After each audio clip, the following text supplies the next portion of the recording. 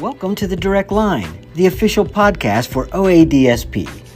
We're excited to have you here with us today, and if you have comments, suggestions, or if you want to join us in studio as a guest, reach out to me at podcast@oadsp.org. I'm David Rustio, and today we are speaking with Rachel Hayes. Welcome to the show, Rachel. Thanks, Dave, for having me. Yeah, I'm glad you're here. So tell us a little bit about yourself. Well, I've been in Ohio for probably about maybe close to 20 years now. Okay, I'm sorry. Right. Well, and you'll be even sorrier when I tell you where I came from. I came from Florida, actually, where, had our son, and then at that point we kind of had family scattered all over the place and decided to move up here so he could be around family. Okay. I am a tremendous fan of historical novels and true history, nonfiction. I've got, books and books on the Kennedy assassination, which just fascinates me. Okay. I know, strange, right? No, I think that's kind of cool. I'm a huge Game of Thrones fan. Okay. All that stuff in that genre, so to speak. Mm-hmm.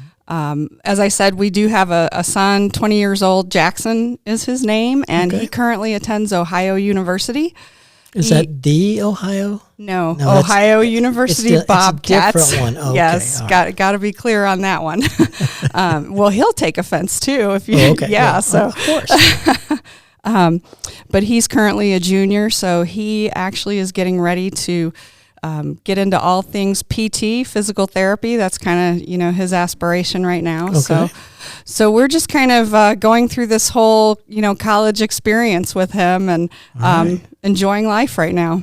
So was he shot just once in the back, or was there another shooter? It's so hard to tell, and there's so much information we still don't know, but I tend to think there was only one shooter. Okay. So. And you're a buff on it, so I'm going to take your word and I'll pass it on to NPR. All right, thanks. So tell us about the organization that you work for. Okay, well, currently I work for the Ohio Provider Resource Association. Currently sounds sad. Are you leaving? Oh, no, I am not. I have no plans to. Okay, I absolutely love this place. Great. Opera for short, or, we've been called many things, Oprah over the years. Yeah. So I currently work here at Opera, and I am the Director of Residential Resources for our staff here. So okay, that sounds scary. What does that mean? Well, when you think about it, where somebody lives is an incredibly important piece of their life. Mm-hmm. And so in Ohio's system, we have many ways that, someone can reside in their community. Sure. We have ICFs, if someone has a waiver, all these different things. So my job is to kind of look at all of those different systems and keep up to date with all of the happenings, going on. We know that there's so many rules and guidance and all these things that come down all the time. And so my job is to kind of, read through all of that and kind of make sense of what they're trying to say. Try to sift through it. Right.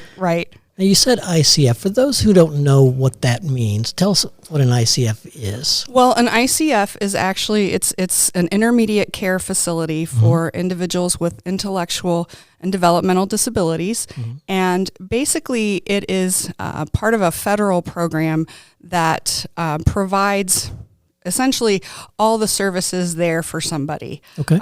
It's different than waiver services. So it's different from a group home? Yes. Okay. It is different from a group home. However, I would also say that it is still a part of the community. And, I always want to make sure that folks recognize that. So, as I said, that comes down from the federal government. So there's some different rules and different structures around how that works as opposed to if someone had a waiver and resided in a group home. Okay. So, what is Opera's mission? So I look at Opera's mission as, and I I can't recite it word for word. Sure, I'm no. going to tell you that right now. I can't recite where I work either. I have to think about it.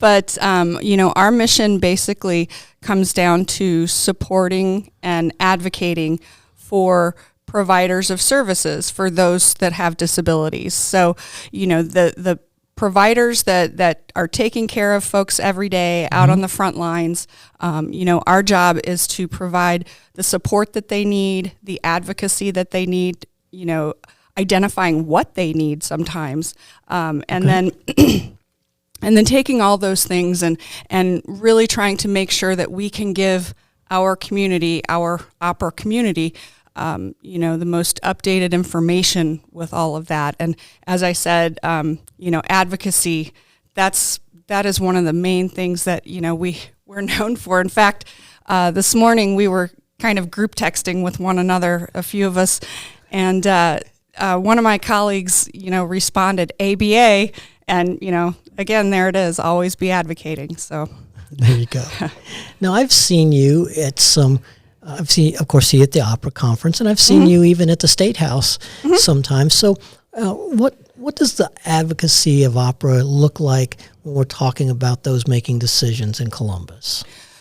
Well, and I'm assuming, are you referring to DODD? Are you referring to everybody? All of it, yeah. Okay. It can take many different forms. As you know, this past year, we received the largest increase in our state's history, which is just incredible. That would not have come together had it not been for the entire community of providers, families, individuals, everyone advocating for that. And part of our role with that was to kind of make sense as to where people needed to talk, who they needed to speak to in particular, coordinating all of that for them. And then our part also is, talking to those same legislators, talking to the director at DODD, really, forming a coalition, so to speak, to attack those issues rather than just kind of one person here and one person there. So like coordination. Absolutely. Coordination, like I said, of who to talk to, when to talk to them, just ensuring that everyone was kind of on the same page about what we were requesting, what we were asking. But that I think in a lot of ways, we can even go back to that time, really take some lessons from how we were able to do that, and hopefully take those to the future when we have to advocate for, the next budget. Sure. So how can a DSP who's listening, how can they impact the future of services? Well, first of all, to all the DSPs out there, oh my gosh, you guys are just amazing. The job that you guys do. I agree. Yeah, and I've been a DSP in the past, and we know how difficult it is. It is. It's tough. It is a very tough job. So anybody that's out there that is currently doing that, my thanks and my gratitude to you. But I think that right now we know that we're in a workforce crisis. So Yes. And that's all over. It's not just Ohio's DD field. It's all over. And I think that DSPs are recognizing that they have a voice in this. They have a voice. We need to listen to them. Absolutely. And because they're the ones that they know better than we do. Sure. What's going on. And I feel like, in particular, even with this last budget, I feel like there's kind of been a shift in DSPs really recognizing that they do have that voice and that people will listen to them, when they talk about this. So, which, again, that's half the battle, is getting somebody to listen. So I really think that if we can continue, to just kind of prop up our DSPs, give them that encouragement to do this and to use their voice. I think that's so powerful. Yeah, I think it was a long time coming for everyone to recognize that DSPs hold the key. Exactly. We always thought that, all the people up top, we always thought, well, they know best. They know how to, make the system run. But, you look at these DSPs and what they're bringing to the field and their knowledge and, skills and, just how systems work and how people work. And I agree. And it's long overdue that we, recognize them for that. So if I'm a DSP and I'm listening today and I don't want to go to Columbus and talk to a big group or anything, what can I do on myself in my locality that might help impact the future of services? There's so many things that somebody can do if they don't feel comfortable talking to legislators, and we all know that can be a little intimidating for everybody. It's intimidating for all of us. Right. But aside from that, just there's advocacy. You can write letters. You can talk with your supervisors about, hey, maybe, what can we do? Can we work with this community partner and, try to let them know how critically important these things are. We talk about how we're a community all the time. Sure. And sometimes I think we kind of limit ourselves in that community thinking, meaning the community is everything. Right. It's not just our DD community. Right. So I think that recognizing how they can kind of leverage some of those relationships when we need these advocacy efforts. I think that can go a long way, and it doesn't take very much. It might take a couple phone calls. Sure. It could take maybe meeting with somebody, or even recommending that they come out and see where you work. Oh, great! That's a great idea. Yeah, exactly. And I think that's very powerful too, just in and of itself.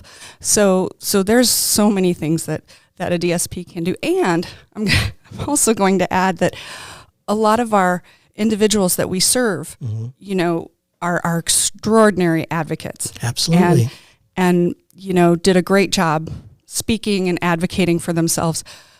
For many of them, it was a DSP who came with them. Right. So that tells me right there, they're already advocating maybe in a different way than what we typically think advocacy is, but they were there. Yeah. If I were to go online and find out, or I should know who my representative is, but I could find out online.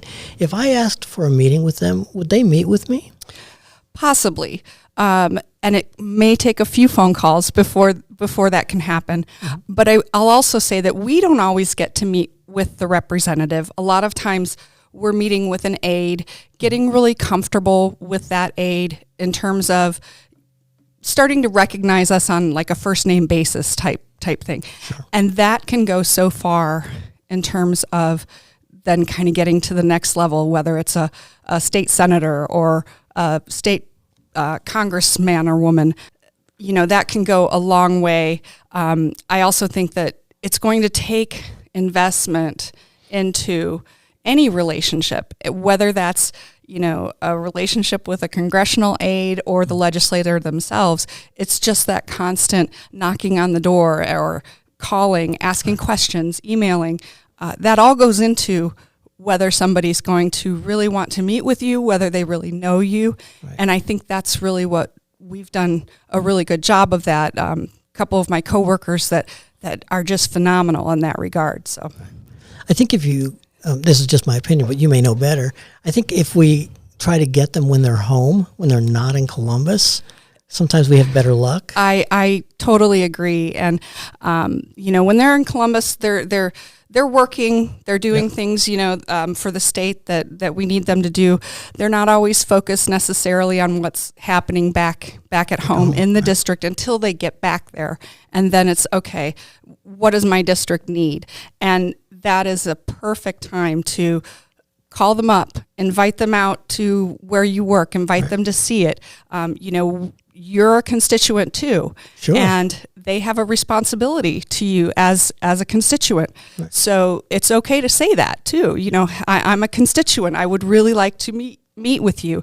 I feel like I've got some important things, could we set something up? That kind of thing. And would you still get interference by an aide or someone else, or you better a chance to meet with somebody if they're home? I feel like you would probably have a better chance of meeting with the actual person, the actual legislator, if they're at home than you would be if you were to see. Yeah, I think you meet me at Burger King. Exactly. Or a lot of these. These districts are pretty small, rural areas. Sure. Everybody knows where, Joe's Diner is. So let's meet at Joe's Diner kind of thing, Right. Which again provides some of the best, you're right there in the community and they're seeing what is needed. So, right. So you kind of have a big picture view because of your role and what you do. What do you think the future of services looks like?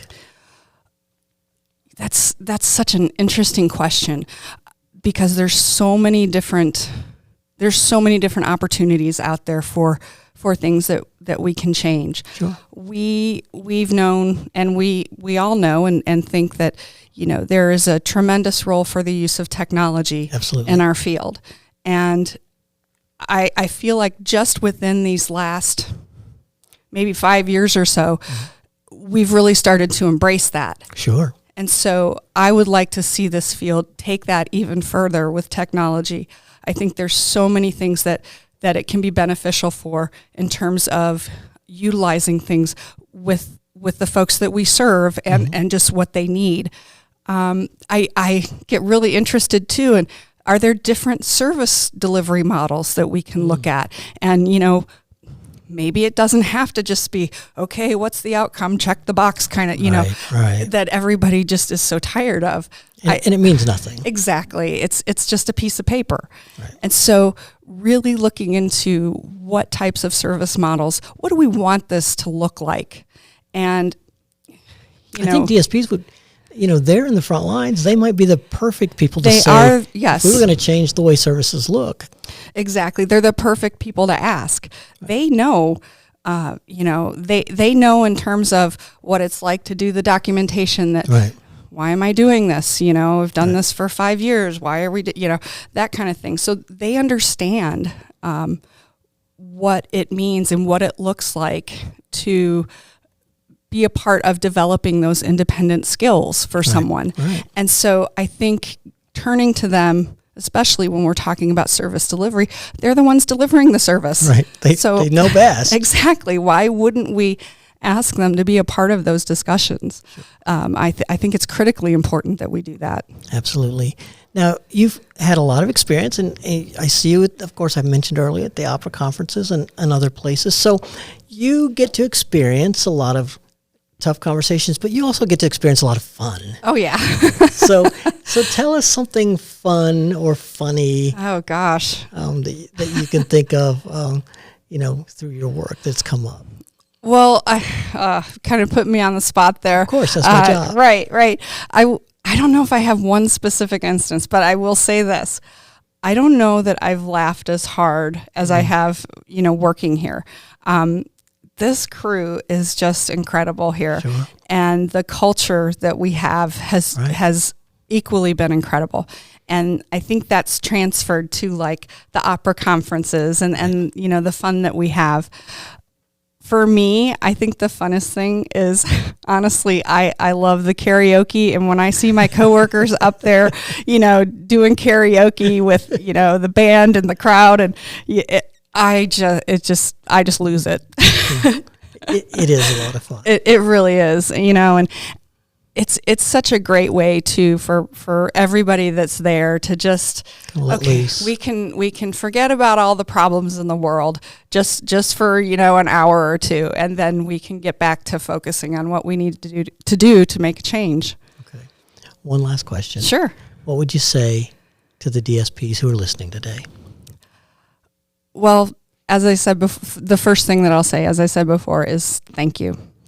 We would not be in the position that we're in terms of, like I said, getting this investment into services without them. Right. They are the key to our field. Yes. They're the ones that open the door, so to speak. And what I mean is, they have such great insight and access into everything regarding the field. Right.